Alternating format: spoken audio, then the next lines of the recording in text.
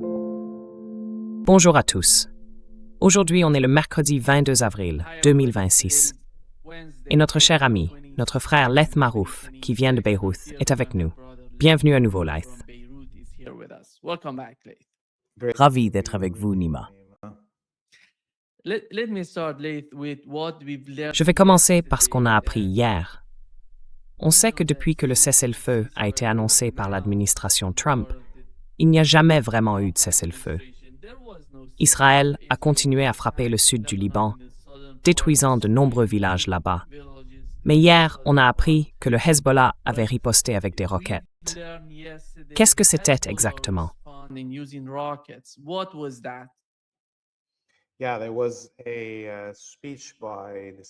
Oui, il y a eu un discours du secrétaire général du Hezbollah, le martyr Sayed Hassan Nasrallah. Vous savez, il reste dans nos pensées.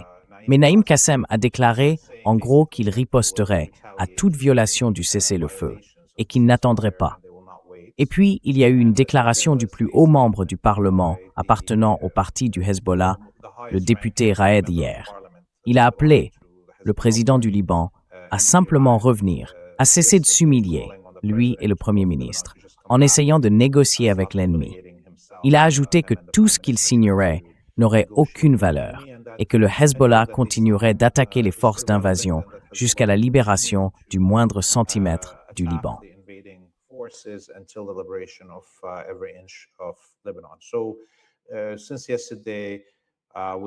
Depuis hier, on voit des attaques du Hezbollah contre des positions israéliennes situées dans les zones occupées du Liban, ainsi que contre des points de rassemblement israéliens dans le nord de la Palestine. Ils ont d'ailleurs publié des communiqués officiels confirmant ces attaques. Donc, contrairement aux jours précédents, où il y avait déjà plusieurs attaques contre des positions israéliennes au Liban occupé, mais sans annonce officielle, cette fois, elles sont rendues publiques. Et ça, clairement, ça veut dire que la guerre est de retour, ici, au Liban.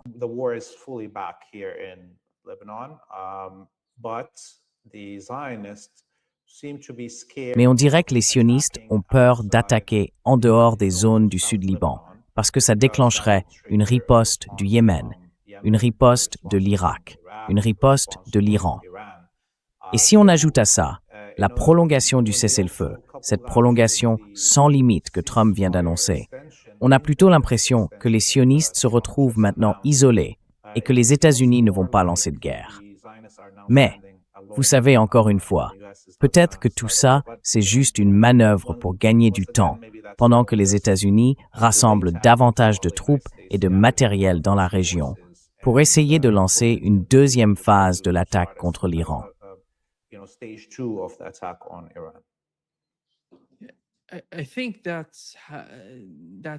Je pense que ça se tient. Mais quand on parle du Liban, il y a beaucoup de manœuvres politiques, vous savez, des négociations en coulisses, des discussions discrètes, pour semer une certaine forme de chaos dans le pays. Et ça, c'est en train de se passer en ce moment même. Comment voyez-vous le rôle du gouvernement libanais là-dedans?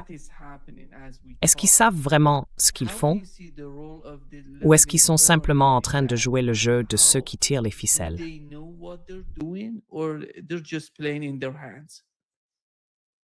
I think they know exactly what they're doing, and they were brought by the American embassy into the positions of president and prime minister, President Joseph Aoun and Prime Minister Nawaf Salam.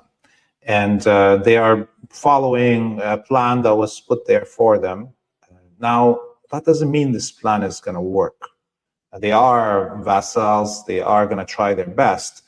But let's look at the options available for this Vichy regime, this collaboration. Pour essayer d'atteindre les objectifs fixés par les Israéliens, désarmer ou vaincre le Hezbollah. Et si ça ne marche pas, provoquer une guerre civile, n'est-ce pas? And or if that doesn't work, cause a civil war, right? So in both situations, Dans les deux cas, que ce soit l'option de guerre civile que les Américains et les Israéliens poussent, ou bien l'option du désarmement du Hezbollah, il faut un adversaire interne capable d'atteindre ces objectifs. Donc, un plan pour désarmer le Hezbollah impliquerait que l'ensemble de l'armée et de l'appareil sécuritaire libanais se retournent contre lui. Or, quand on regarde simplement la composition des forces armées libanaises, plus la moitié des soldats sont chiites. Cela veut dire qu'il y aurait immédiatement une mutinerie au sein de l'armée et que celle-ci s'effondrerait.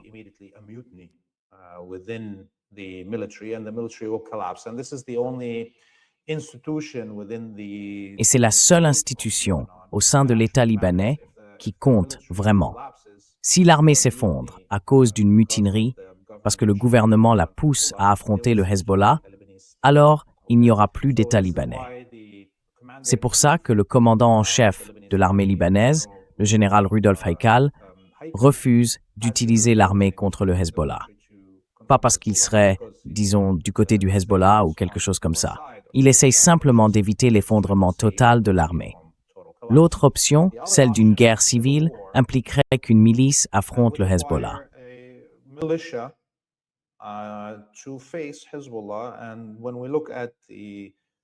Et quand on regarde les anciennes milices qui existaient dans le pays, celles qui ont combattu aux côtés des sionistes et des Américains pendant les années d'occupation du Liban, ces milices-là, les milices suprémacistes chrétiennes, ne sont plus que l'ombre d'elles-mêmes. La grande majorité des Libanais chrétiens vivent aujourd'hui confortablement, souvent avec une double nationalité, un peu partout dans le monde. Ils ont cessé de rejoindre ces milices, même s'ils appartiennent encore à des partis comme les Kataeb ou les forces libanaises. Donc vous voyez, Djéadjéa ou Djemayel, les dirigeants de ces partis, auraient du mal à rassembler quelques centaines de combattants pour affronter le Hezbollah. Ce n'est tout simplement pas une option. Ce serait comme un suicide pour ces partis suprémacistes chrétiens.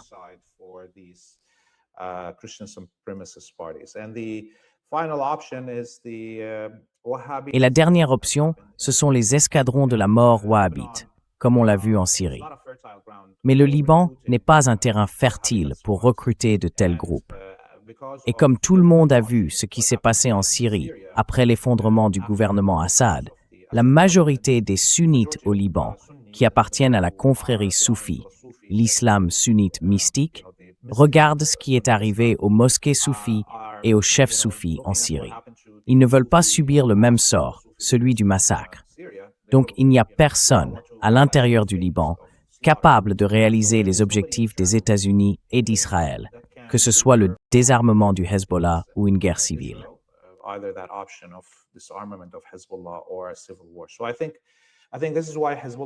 Je pense que c'est pour ça que le Hezbollah ne s'inquiète pas trop en ce moment des problèmes internes du Liban. Ils n'ont pas de concurrents capables de leur créer des ennuis. Donc ce serait une erreur pour le Hezbollah lui-même de, disons, chercher à éliminer Joseph Aoun ou Salim Salam, parce qu'il déclencherait quelque chose que personne d'autre ne peut déclencher. Et puis ce gouvernement est tout simplement hors jeu. Il ne peut rien faire. Même s'il signe des millions de documents, il ne peut pas les appliquer. Il ne contrôle pas le pays. C'est pour cette raison que le Hezbollah se concentre aujourd'hui uniquement sur la fin de l'occupation israélienne au Liban.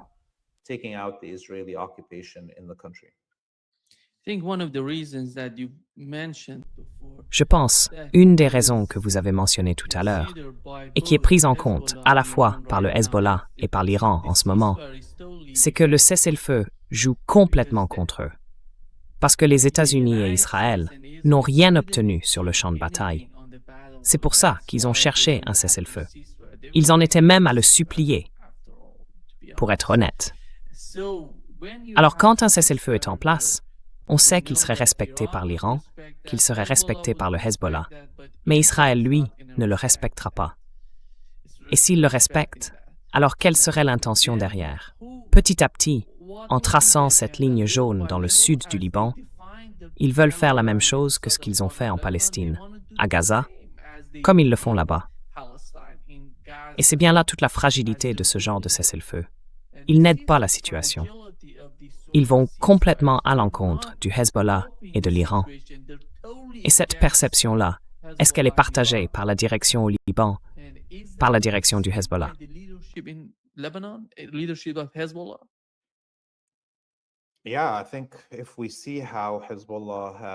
Oui, je pense que si on regarde comment le Hezbollah a réagi cette fois-ci aux violations israéliennes du cessez-le-feu, et qu'on compare avec ce qui s'est passé pendant le premier cessez-le-feu, ces 15 mois où les sionistes ont bombardé le Liban et assassiné des gens jour après jour, tuant en moyenne 2 Libanais par jour pendant 15 mois, eh bien cette fois le Hezbollah n'a pas attendu. Dès qu'il y a eu des violations, il a répliqué en partant du principe qu'il ne respecterait pas un accord que les sionistes ne respectent pas non plus. Donc, il y a un changement de tactique. Et je pense que ces 15 mois de soi-disant cessez-le-feu ont en fait renforcé la position du Hezbollah au Liban, parce que pendant ces 15 mois, il n'a pas répondu. Mais il y avait quand même la destruction, les morts, l'occupation.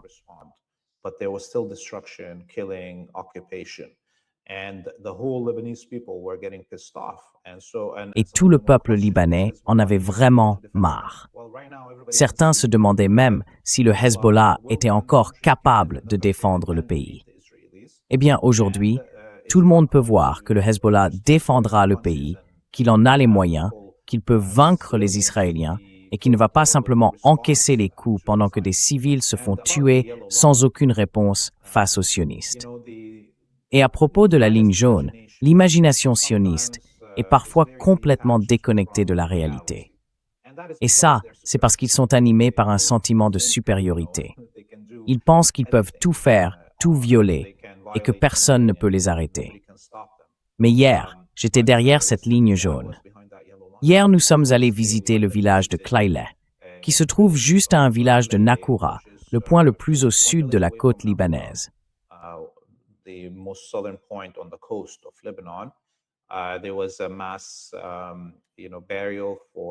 y a eu un enterrement collectif pour les martyrs, 17 au total, dont des secouristes tués pendant les dernières confrontations.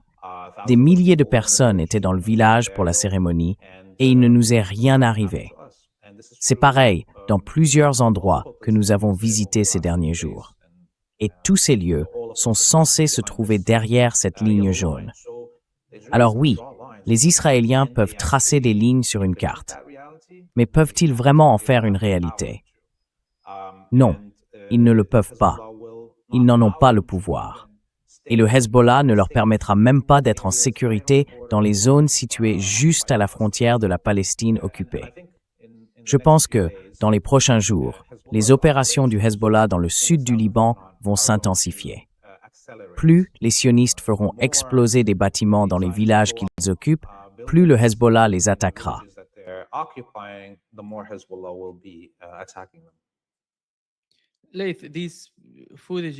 Laith, ces images viennent du sud du Liban. On y voit surtout que certaines zones ont été détruites, un peu comme à Gaza, comme ce qu'on a vu à Gaza et en Cisjordanie. Quelles sont ces zones exactement? Et qui sont ces gens? Où sont les habitants qui vivaient dans ces villages, dans cette région?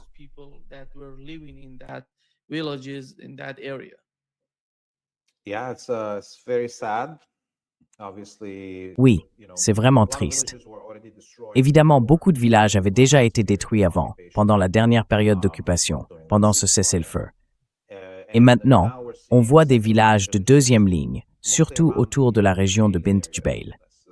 C'est le cœur du sud Liban, et aussi autour de Nakoura, qui sont complètement rasés. Ce qui est fou avec la zone de Nakoura, c'est qu'elle est remplie de positions de la FINUL. Il y en a au moins 4 ou 5, et ils sont là simplement en train de regarder les Israéliens détruire tous les bâtiments autour d'eux. Donc, d'une certaine manière, la FINUL sert un peu de bouclier humain pour les crimes sionistes qui sont en train d'être commis.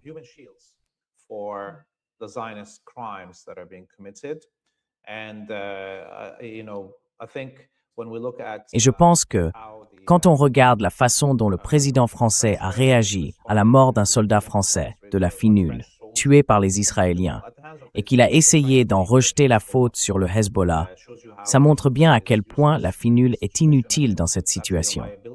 En réalité, c'est même un fardeau pour la résistance. Au-delà du fait qu'elle espionne la résistance et tout le reste, chaque fois que ces soldats sont blessés ou tués par les sionistes, Leur gouvernement essaye de faire croire que c'est la faute du Hezbollah.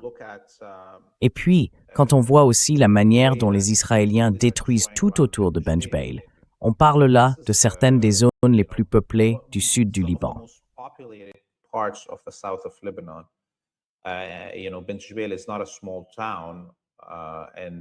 Benjbeil, ce n'est pas une petite ville.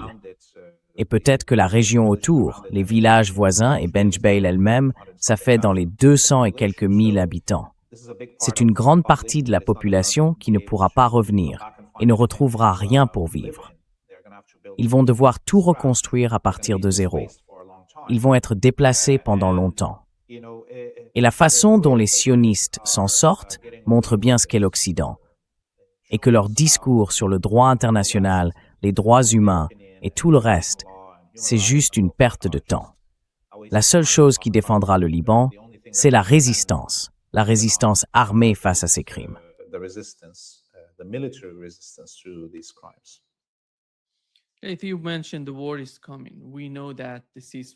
Vous avez parlé d'une guerre qui se prépare. On sait que le cessez-le-feu est extrêmement fragile. L'Iran n'a pas accepté ce cessez-le-feu. Hier, Donald Trump l'a annoncé unilatéralement. Ce n'était pas une déclaration conjointe des deux parties. Et pendant qu'on observe la situation dans le Golfe Persique et dans la mer d'Arabie, on a appris aujourd'hui que 2 pétroliers ont été saisis par les forces iraniennes, en réaction à ce que fait l'administration Trump. Ces 2 navires semblent liés à Israël, d'une manière ou d'une autre.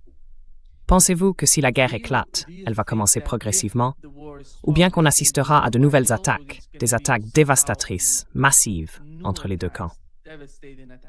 On sait que le Hezbollah, comme vous l'avez mentionné, est prêt. L'Iran est prêt. Les États-Unis sont prêts. Israël a déclaré qu'ils étaient prêts aussi. Le Yémen a dit que cette fois, ils allaient participer et qu'ils s'y préparaient. Quelle est votre lecture de tout cela?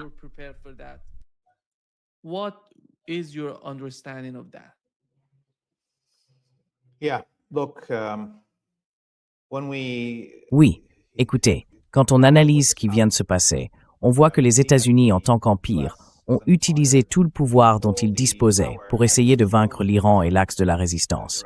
Et ils ont échoué. C'est pour ça qu'on sait maintenant que Trump a failli utiliser une arme nucléaire, n'est-ce pas? Donc, la menace d'utiliser l'arme nucléaire, en réalité, c'est un aveu. Ils reconnaissent qu'ils ne peuvent pas gagner une guerre conventionnelle contre l'axe de la résistance et contre l'Iran. Du coup, toute nouvelle phase de cette guerre n'atteindra aucun des objectifs des États-Unis dans leur combat contre l'axe de la résistance, sauf s'ils utilisent l'arme nucléaire. Et ils ne l'utiliseront pas. Ce qu'on voit en ce moment, c'est la tentative des États-Unis d'affaiblir l'axe de la résistance de manière à ce que, s'ils se retirent de cette bataille, la colonie sioniste puisse survivre par elle-même.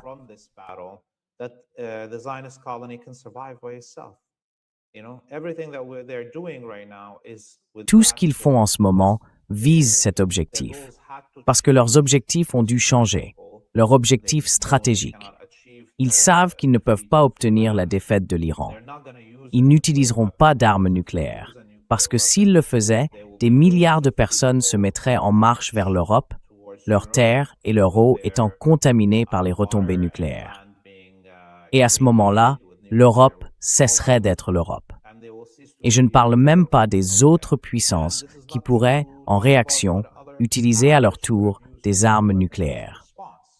Donc je pense qu'on peut être assez serein aujourd'hui et ne pas avoir peur d'une éventuelle utilisation d'armes nucléaires, ni d'attaques contre des sites nucléaires en Iran. Je ne crois pas que cela arrivera.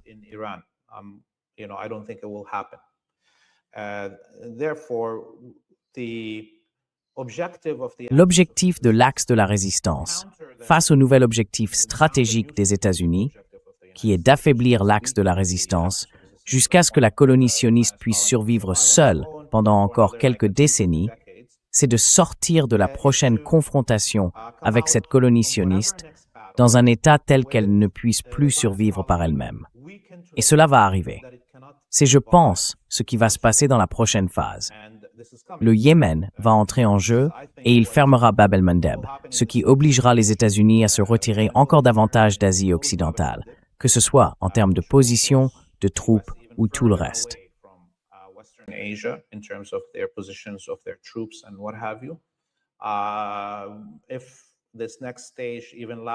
Si cette prochaine phase dure ne serait-ce que 2 semaines, à ce moment-là, les États-Unis et même l'ensemble de l'OTAN auront épuisé leurs munitions pour la défense aérienne et leurs armes à guidage. Mais aujourd'hui, dans la presse américaine, on parle du fait que les États-Unis reconnaissent avoir déjà utilisé au moins la moitié de tout leur système THAAD et de leurs missiles Patriot, ainsi qu'une grande partie de leurs bombes JDAM. Les JDAM, c'est à peu près les 3/4 qui ont été consommés, sans parler des missiles de croisière.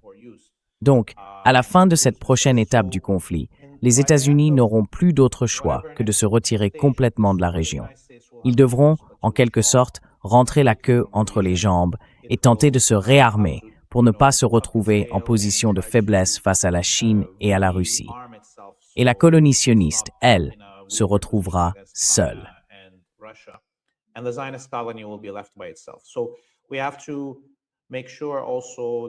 Nous devons aussi nous assurer que j'ai lu quelque chose que l'Iran vient de faire.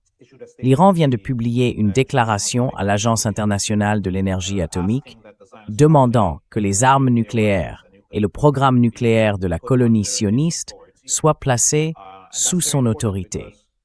Et c'est très important, parce que dans une situation où la colonie sioniste est acculée et que l'Occident l'a abandonnée, la seule chose qui fera obstacle à la libération de la Palestine, ce seront ces armes nucléaires. Et pour sauver l'humanité, pour nous éviter de plonger dans un hiver nucléaire, ces armes doivent être démantelées, exactement comme l'Occident a démantelé les armes nucléaires de l'Afrique du Sud de l'apartheid, les a emballées et emportées avec lui au moment où le régime sud-africain s'effondrait.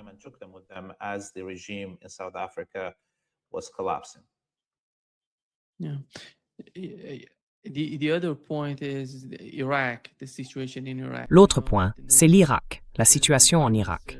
On sait que le nouveau président, le nouveau premier ministre vont être désignés, vont être élus. Mais Trump fait tout pour exercer une pression économique sur l'Irak. Et il ne transfère pas les dollars de leurs réserves. Ce sont pourtant les réserves irakiennes déposées aux États-Unis. La tragédie de ce qui est arrivé et de ce qui continue d'arriver à l'Irak est incroyable. Beaucoup de gens ne comprennent pas vraiment ce qui se passe là-bas. Mais l'Irak, je pense que l'Irak va finir par sortir de cette situation, de cette guerre.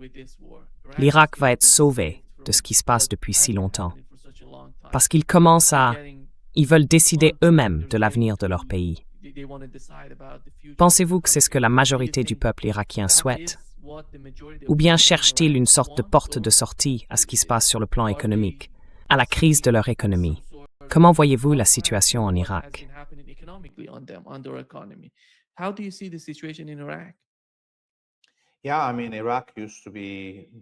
Oui, enfin, l'Irak était autrefois le pays arabe le plus industrialisé, avant 1991. Tout le monde avait accès gratuitement aux soins de santé, à l'éducation, et ainsi de suite. Bien sûr, ça ne veut pas dire que Saddam Hussein était un type bien, mais là on parle de ce qu'était le pays sur le plan économique et industriel. Et aujourd'hui, c'est un État en échec. Vous voyez, il n'y a même pas d'électricité, dans un pays qui possède les 2e ou 3e plus grandes réserves de pétrole et de gaz au monde.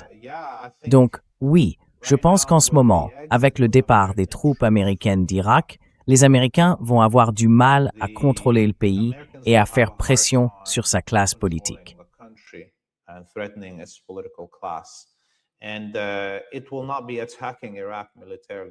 Et il n'y aura pas d'attaque militaire contre l'Irak si le nouveau Premier ministre, celui qui va être choisi, adopte une position plus souverainiste et, disons, normalise les relations avec ses voisins. En fait, il y a en ce moment une possibilité pour l'Irak d'échapper à ce système de contrôle américain sur la vente de son pétrole et de son gaz, simplement en disant « Eh bien, on ne peut pas faire passer notre gaz et notre pétrole par le détroit d'Ormuz sans l'accord de l'Iran, et il faut que ce soit vendu en yuan, en yuan chinois.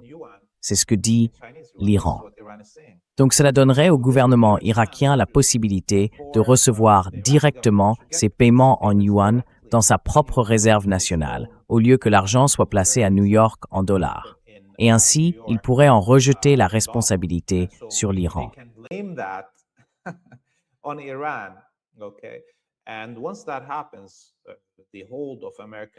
Et quand ça arrivera, l'emprise de l'argent américain sur les réserves de l'Irak prendra fin.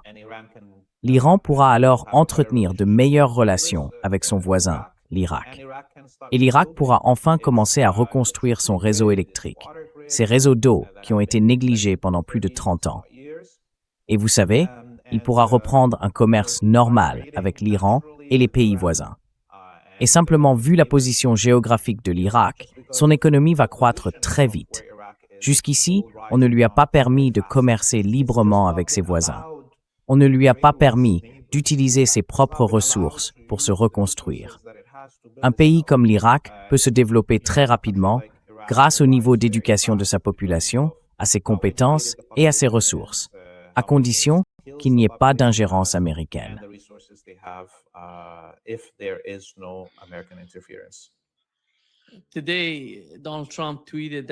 Aujourd'hui, Donald Trump a tweeté que l'Iran s'effondre financièrement.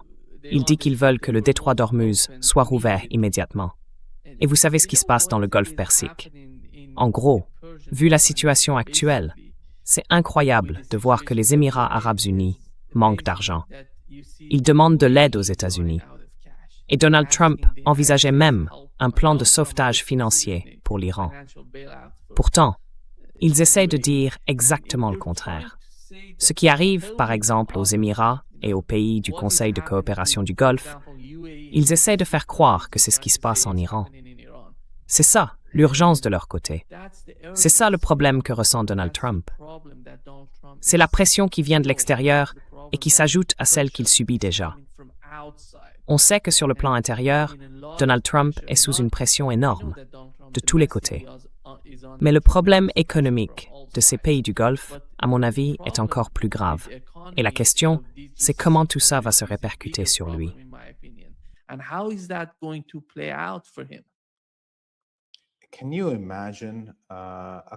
Vous imaginez un pays comme les Émirats arabes unis, avec à peine 1 million de citoyens, peut-être même moins.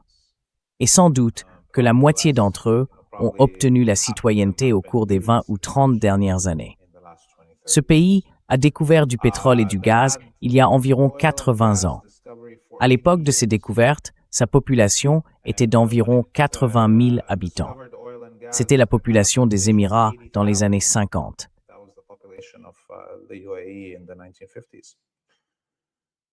Où est passé cet argent?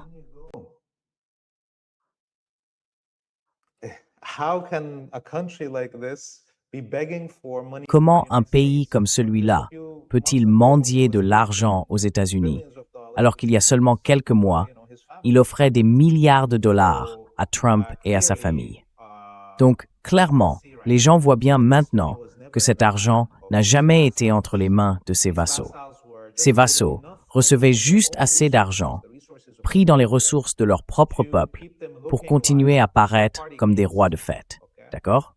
Et pour maintenir sous contrôle cette toute petite population d'1 million d'habitants. Mais si les Émiratis avaient touché un salaire direct, une part de leurs revenus du pétrole et du gaz depuis 4-20 ans, chaque Émirati serait milliardaire. Vous savez, cette liste des milliardaires les plus riches du monde, ce serait probablement chaque citoyen du Qatar, du Koweït, de Bahreïn, des Émirats et d'Arabie Saoudite. Mais aucun d'eux ne l'est.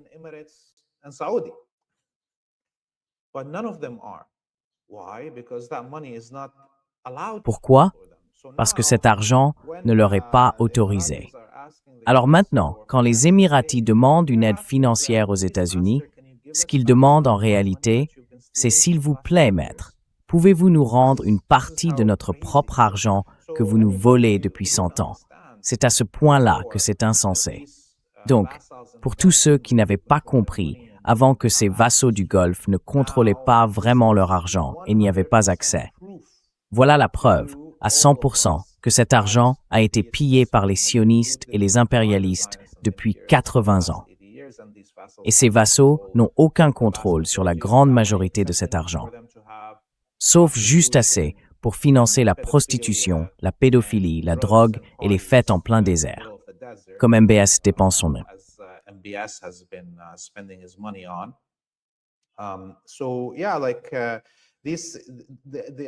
Oui, voilà. Ce qui est important dans ce qui se passe en ce moment, ce n'est pas seulement l'effondrement de la puissance américaine dans la région. C'est aussi le retour à l'ordre naturel de la géographie. Les Émirats, le Qatar, Bahreïn, le Koweït et même le royaume saoudien ne sont pas, par nature, des centres culturels, économiques ou démographiques. Pendant des millénaires, les gens quittaient ces endroits pour aller vivre dans la Grande Syrie, au Yémen ou dans les Djaz. Le climat ici ne permettait tout simplement pas d'y vivre.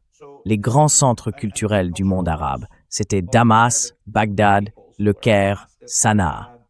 Donc, ce qu'on a tenté de faire, ce n'était pas seulement de créer des États artificiels, impossibles à maintenir compte tenu de la géographie, mais aussi de fabriquer de toutes pièces de nouveaux centres culturels pour le peuple arabe.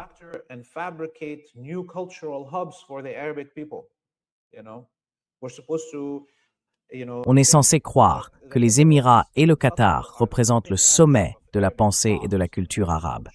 Mais qu'est-ce qui en sort, concrètement? Rien. Parce que naturellement, ça ne peut pas venir de là. C'est contre nature d'avoir une telle population à cet endroit. L'effondrement de ces tours de verre et de ces économies artificielles va rétablir l'ordre naturel du monde arabe tel qu'il était à l'origine. Et on verra renaître les véritables capitales de l'économie, de la population et de la culture, comme Sanaa. D'ailleurs, on le voit déjà. La montée du Yémen a commencé avec la défense de sa terre face à l'Occident. Et maintenant, ce mouvement s'accélère encore, avec l'effondrement de ces capitales fabriquées de la culture arabe.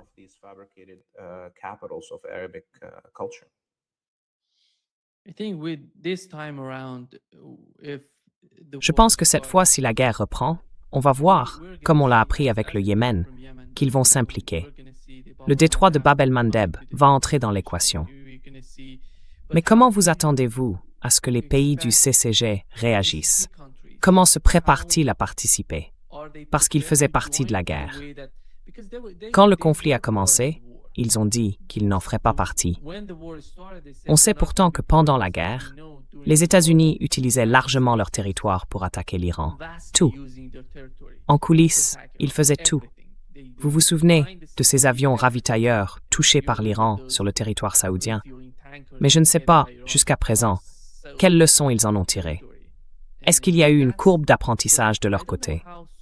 Est-ce qu'ils ont réévalué, réexaminé leur position d'une manière ou d'une autre?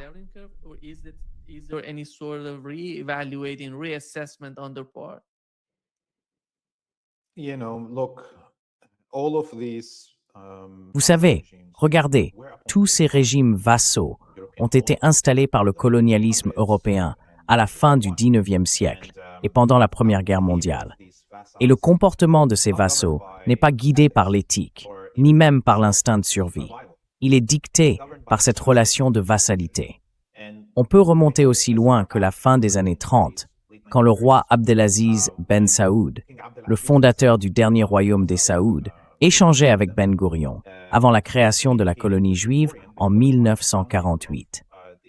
Et dans ces échanges, Ben Gourion est furieux contre Abdelaziz Ben Saoud. Il lui dit « Pourquoi tu fais tous ces discours contre le sionisme et en soutien aux Palestiniens ?» Et je crois qu'Abdelaziz lui répond « Ne te préoccupe pas de ce que je dis, regarde plutôt mes actes. »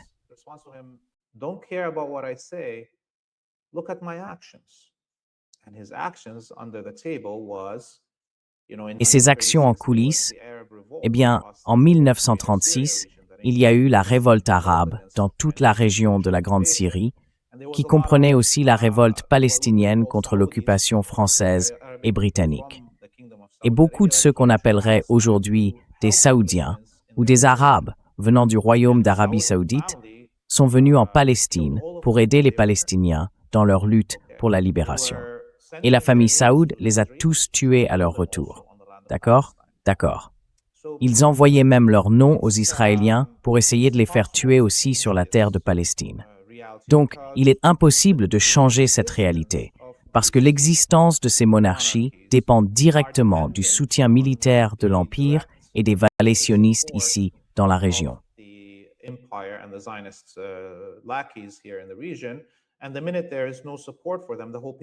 Et dès qu'ils n'ont plus de soutien, tout le peuple de la région, dans leur propre pays, se soulève contre eux et les renverse.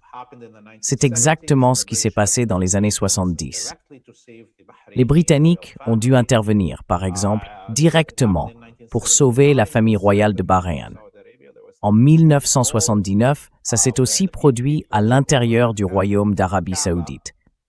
Il y a eu une immense révolte où le peuple a pris le contrôle de la Mecque et de la Kaaba. Des femmes et des enfants manifestaient à l'intérieur même de la Kaaba et de la mosquée sacrée de la Mecque. Et la famille Saoud a fait appel à des parachutistes britanniques et français qui ont atterri sur le toit de la Kaaba et ont massacré des milliers de femmes et d'enfants à l'intérieur de la mosquée sacrée. Alors je dirais que la meilleure façon de voir ces vassaux, c'est, d'une certaine manière, de citer Malcolm X.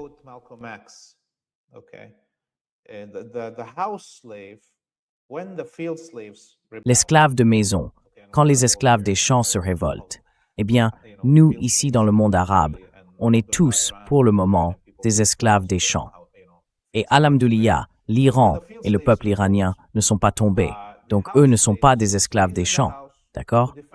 Mais quand les esclaves des champs se soulèvent, l'esclave de maison reste dans la maison pour la défendre avec le maître.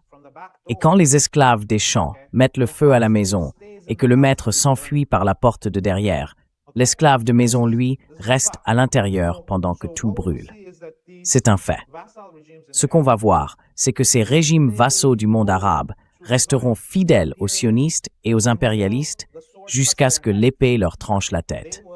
Ils resteront loyaux à leur maître, même si les palais s'effondrent en flammes au-dessus d'eux. C'est donc pas une question de logique, ni même de survie. C'est une question d'esclavage total, dans la tête, envers le maître.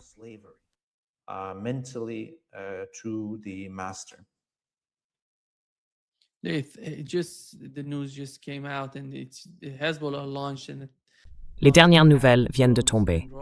Le Hezbollah a lancé des drones d'attaque et des roquettes contre des positions israéliennes dans le sud du Liban.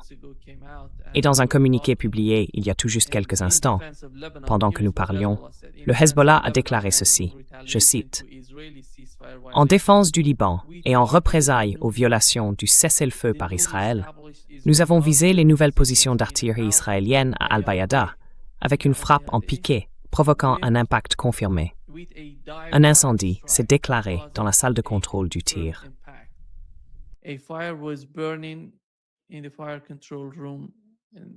Oui, on dirait qu'ils ont atteint la cible. Oui, ils l'ont bien atteinte. Et c'est exactement le genre de combat qui se déroule en ce moment, même. Allez-y. Oui, Al-Bayada se trouve juste sur la côte du Liban, un peu au nord de Nakoura, à seulement quelques kilomètres de la ville. C'est la dernière zone habitée sur la côte libanaise. Ça montre à quel point l'occupation israélienne dans le sud du Liban est aujourd'hui fragile. Et Al-Bayada, c'était, disons, à 1 kilomètre de l'endroit où j'étais hier, à ces funérailles à Al-Aili dont je parlais. On a vu des vidéos tout au long des combats, avant le soi-disant cessez-le-feu, montrant des colonnes militaires israéliennes à Al-Bayada se faire pilonner. Ils ont perdu des dizaines de chars dans ce triangle entre Nakoura, Al-Bayada et Shamam. Donc il n'y a aucun endroit sûr pour les sionistes au Liban. Et maintenant qu'ils essayent d'installer des positions permanentes dans le sud du pays, ils deviennent encore plus faciles à viser pour le Hezbollah.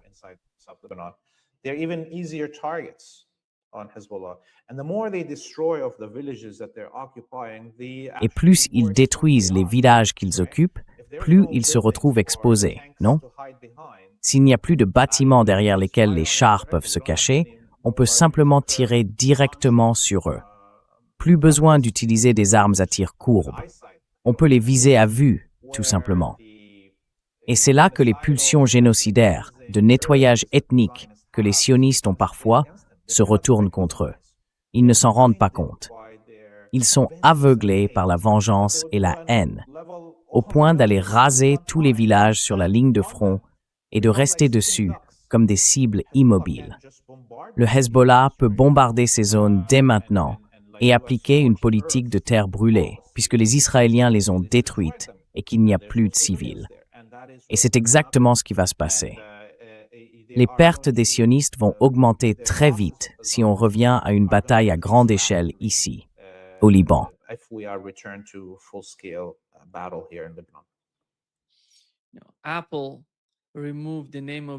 Apple a supprimé les noms de ces villages dans le sud du Liban, comme si les habitants allaient oublier le nom de leur propre lieu. Franchement, c'est tellement absurde quand on y pense. C'est comme s'ils croyaient pouvoir dans leur tête effacer tout le sud du Liban. Peut-être qu'Israël prépare de nouveaux noms pour ces zones. Et toi, Laith, comment tu vois ça?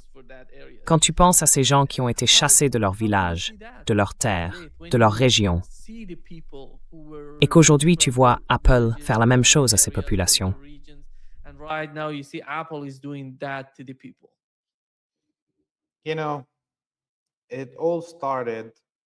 Vous savez, tout a commencé quand des Européens juifs ont pu se présenter comme des sémites et qualifier toute critique du judaïsme d'antisémitisme, alors que les peuples autochtones de cette terre sont les vrais sémites. La haine envers les peuples arabes, les Assyriens et d'autres encore, qui sont eux aussi des sémites, c'est ça, en réalité, l'antisémitisme. Et à partir du moment où une personne blanche d'origine européenne peut se dire sémite, on en arrive à une situation où un homme peut se dire femme. Et tout le monde se demande, comment est-ce possible? Eh bien, vous avez accepté qu'un homme blanc se dise sémite. Alors à partir de là, tout peut être n'importe quoi. Moi-même, je pourrais me dire extraterrestre, ou peu importe.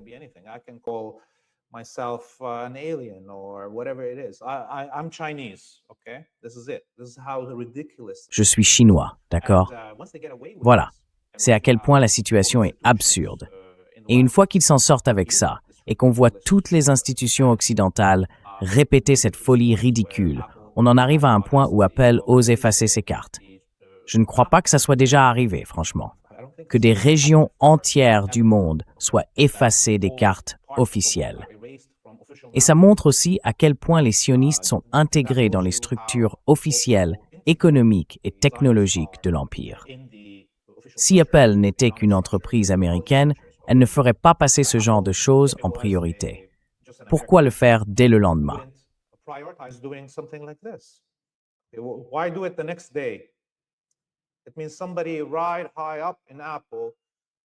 Cela veut dire que quelqu'un haut placé chez Apple a eu la volonté d'effacer l'existence de villages libanais de ses cartes et qu'il a donné l'ordre aux employés d'Apple de le faire, de s'y préparer et de l'exécuter.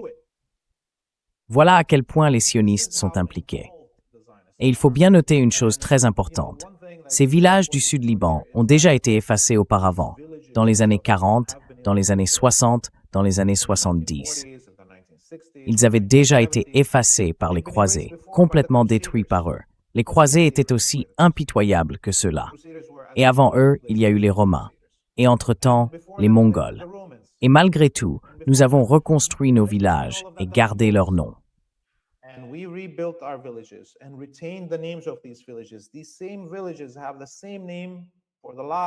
Ces mêmes villages portent le même nom depuis 6000 ans, dans différentes variantes de langue sémitique ou proto-sémitique. Et nous n'oublions pas ces sanctuaires que les sionistes sont en train de détruire, ceux des sages, des femmes et des prophètes, des lieux déjà détruits 1000 fois auparavant. Nous les avons reconstruits et nous avons gardé cette mémoire. Alors, voir Apple intervenir ainsi au nom des sionistes, c'est un geste désespéré. Ça montre à quel point ils doutent de leur capacité à accomplir cet effacement total, cet effacement complet, au point d'avoir besoin d'une entreprise géante comme Apple pour brouiller les cartes de leur côté. Juste pour ce moment de guerre psychologique, pour nous faire croire que ce sera une réalité.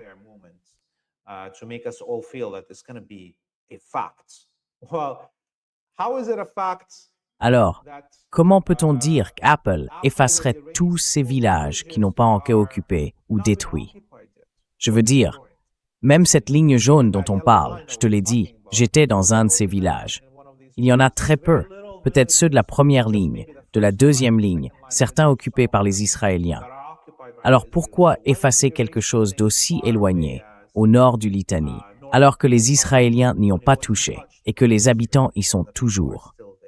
C'est à quel point ils sont désespérés de transformer leurs illusions en réalité et de mener une guerre psychologique contre nous tous. and to play psychological warfare with all of us. Here is the latest Voici les dernières nouvelles. IRGC Navy. La marine des gardiens de la Révolution a pris pour cible un troisième navire, l'Euphoria. Il s'appelle Euphoria. Et ils l'ont forcé à interrompre son voyage à Khor Fakkan, aux Émirats arabes unis. En ce moment, la crainte, c'est que si les navires ne peuvent plus entrer ni sortir, plus personne ne recevra aucun bâtiment. Et on sait qu'ils ne pourront pas tenir comme ça. Je pense que c'est le nouveau jeu auquel les Iraniens veulent se livrer face à l'administration Trump.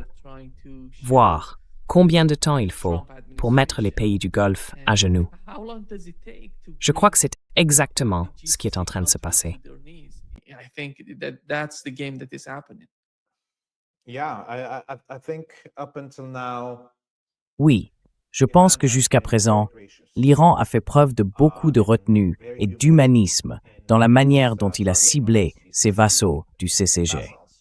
L'Iran aurait pu détruire leurs sources d'eau, aurait pu les couper du reste du monde. Mais l'axe de la résistance, dans son ensemble, suit les enseignements de l'islam et cherche à montrer au monde qu'il existe une autre voie, que ce n'est pas forcément la brutalité. Même quand nous sommes massacrés, même quand on tente de nous exterminer, nous ne deviendrons pas comme nos ennemis. Et que Dieu bénisse ceux qui se battent en première ligne, qui tiennent bon dans ces conditions, n'est-ce pas? Je pense donc que la prochaine phase de cette guerre, si elle se déclenche, et il semble bien qu'elle va se déclencher, avec le Yémen entrant dans la bataille, changera tout. La fermeture du Bab el-Mandeb signifierait que près de 30% du commerce mondial serait interrompu. On en verrait très vite les conséquences, directement sur les tables en Europe.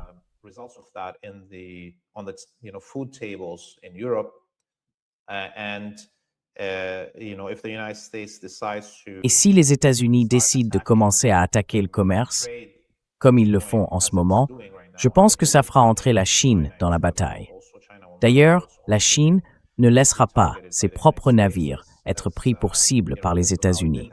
Jusqu'à présent, ça n'est pas arrivé. Mais si la Chine se sent menacée, elle interviendra aussi. Il y a déjà des navires chinois dans la mer d'Arabie. On verra comment tout ça évolue. Et vous savez, c'est assez ironique qu'un navire appelé Euphoria ait été visé par l'Iran. Certains téléspectateurs savent peut-être qu'il existe une série israélienne du même nom sur Netflix qui, selon moi, fait la promotion de la pédophilie. Elle est produite par les mêmes agents du Mossad qui ont créé la série Fauda, celle qui dénigre la résistance palestinienne et glorifie les agents du Mossad et les forces de sécurité israéliennes. Donc, c'est assez symbolique que l'Iran attaque non seulement un navire israélien, mais un navire israélien qui s'appelle Euphoria.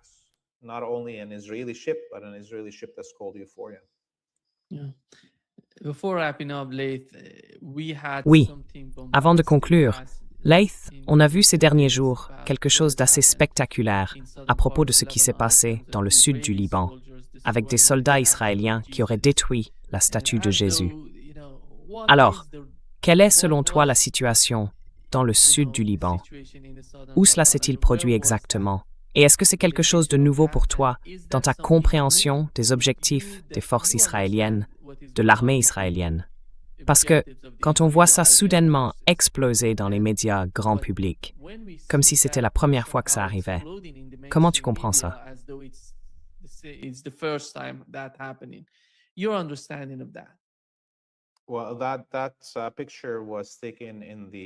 Cette photo a été prise dans le village de Debel. Debel se trouve juste à côté de Bin Jbeil, dans la zone centrale de la frontière.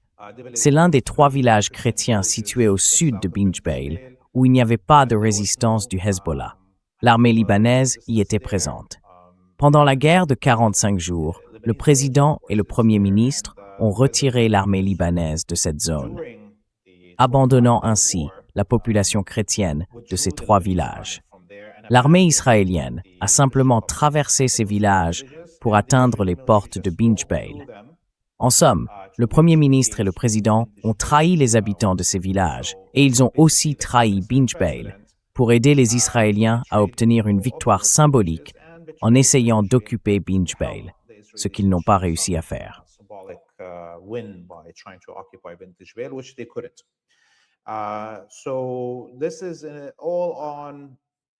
Tout cela pèse donc sur la conscience du président du Liban, qui se dit chrétien. La destruction de la statue par le soldat israélien, c'est sa responsabilité. Et ce n'est pas nouveau, bien sûr. Même avant qu'il n'occupe ces villages, les Israéliens avaient bombardé l'église d'Inebel, un autre village juste à côté, et ils avaient même visé, avec un missile guidé, le prêtre de cette église pendant qu'il plantait des légumes dans le jardin de la paroisse. D'accord ? Ils ont occupé et détruit plusieurs églises pendant la guerre de 66 jours en 2024 et ils les ont profanées.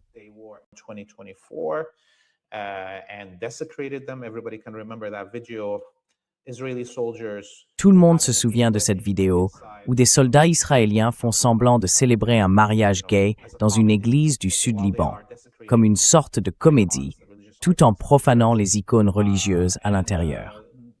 Et vous savez, même pendant la guerre de 66 jours, les Israéliens ont détruit le sanctuaire de l'apôtre Simon-Pierre à Shema'a, près de la région de Nakura.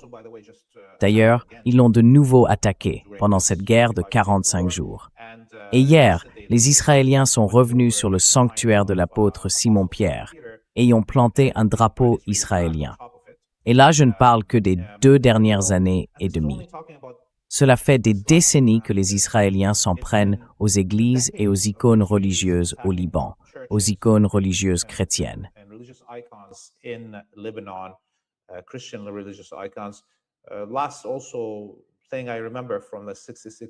La dernière chose dont je me souviens aussi de la guerre des 66 jours, c'est qu'il y avait une statue de Saint-Georges, encore une fois dans un de ces 3 villages dont on parlait. Les soldats israéliens se sont filmés en train de la détruire avec leurs chars, puis de faire passer le char dessus. Donc voilà, c'est devenu normal. En Palestine, tous les sites chrétiens sont attaqués. À Jérusalem, des chrétiens se font frapper alors qu'ils essayent d'entrer dans l'église du Saint-Sépulcre pour Pâques ou pour Noël. C'est la norme. Les sionistes détestent le christianisme, détestent l'islam et en réalité détestent aussi le judaïsme. Mais ils veulent se présenter comme les plus tolérants.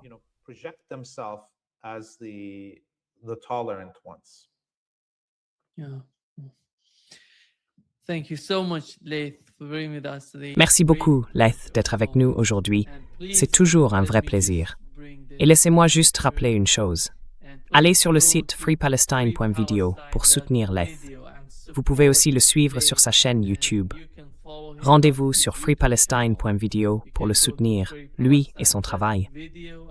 Il fait un travail remarquable au Liban et je pense qu'il mérite vraiment tout notre soutien. Il faut qu'on le fasse ensemble. Merci Habib et Nima. À très bientôt.